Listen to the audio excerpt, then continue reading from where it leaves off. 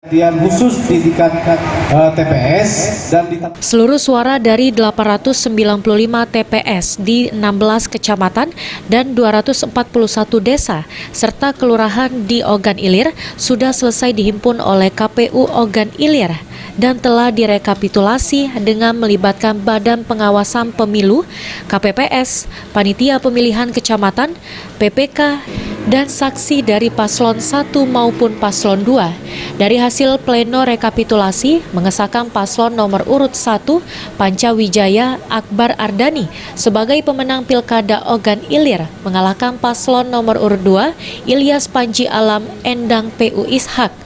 KPU sendiri telah mengumumkan hasil pengesahan pleno rekapitulasi ke website KPU Ogan Ilir dan di kantor KPU Ogan Ilir. Selanjutnya sesuai dengan PKPU 19. KPU masih menunggu hasil pengumuman dari Mahkamah Konstitusi.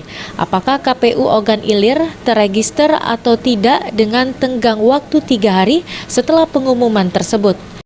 Ya, untuk pengumuman penetapan pasangan calon terpilih sesuai ketentuan PKPU 19 bahwa KPU masih menunggu proses yang terjadi di Mahkamah Konstitusi. Apakah KPU Ogan Ilir diregister di Mahkamah Konstitusi atau tidak? Kalau tidak, artinya KPU Ogan Ilir masih tetap menunggu pengumuman dari Mahkamah Konstitusi bahwa yang dinyatakan Ogan Ilir itu tidak terregister. Paling lama 3 hari setelah pengumuman tersebut disampaikan atau diumumkan, baru KPU Ogan Ilir menetapkan pasangan calon terpilih. Ahmad Romawi, PAL TV. kami persilakan untuk ditandatangani kedua saksi.